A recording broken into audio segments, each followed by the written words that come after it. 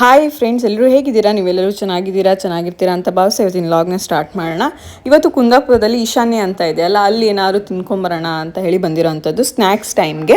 So ನಾವು ಯಾವಾಗಲೂ order ಮಾಡೋದು french fries, 2 french fries with 1 mayonnaise order ಮಾಡ್ತೀವಿ. ಹಾಗೆ ಸ್ಯಾಂಡ್ವಿಚ್ ಕೂಡ ಟ್ರೈ ಮಾಡಿದ್ವಿ. ಪನ್ನೀರ್ ಸ್ಯಾಂಡ್ವಿಚ್ ಆರ್ಡರ್ ಮಾಡಿರೋದು ತುಂಬ ಚೆನ್ನಾಗಿತ್ತು. ಹಾಗೆ peri peri french fries order ಮಾಡಿದ್ವಿ, ಅದು ಚೆನ್ನಾಗಿತ್ತು. ಇವಾಗ ನೂಡಲ್ಸು ಅಷ್ಟೇ ತುಂಬಾ ಚೆನ್ನಾಗಿತ್ತು, ನನಗೆ ಇಷ್ಟ ಆಯಿತು. ಆ್ಯಕ್ಚುಲಿ ನನಗೆ ಇಲ್ಲೊಂದು ಇಷ್ಟ ಏನಾಗಲ್ಲ ಅಂತಂದರೆ ಮಶ್ರೂಮ್ ಮಂಚೂರಿ ಟ್ರೈ ಮಾಡಿದೆ, ಅದು ಚೆನ್ನಾಗಿರಲಿಲ್ಲ. ಪೆಪ್ಪರ್ ಇವತ್ತು ಟ್ರೈ ಮಾಡ್ತಾ ಇರೋದು, ಪೆಪ್ಪರು ಅಷ್ಟೇ ಅಷ್ಟೊಂದು ಚೆನ್ನಾಗಿಲ್ಲ.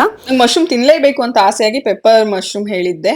ಸೊ ಅದು ಯಾವ ಥರ ಟೇಸ್ಟ್ ಇತ್ತು ಅಂತಂದರೆ ಸ್ಪೈಸ್ ಮತ್ತು ಸಾಲ್ಟ್ ಜಾಸ್ತಿ ನಿಮ್ಗೆ ಸಿಕ್ತಿತ್ತು, ಇನ್ನೂ ಫ್ಲೇವರ್ ಚೆನ್ನಾಗಿ ಆಗ್ಬೋದಿತ್ತು ಅಂತ ಅನಿಸ್ತು.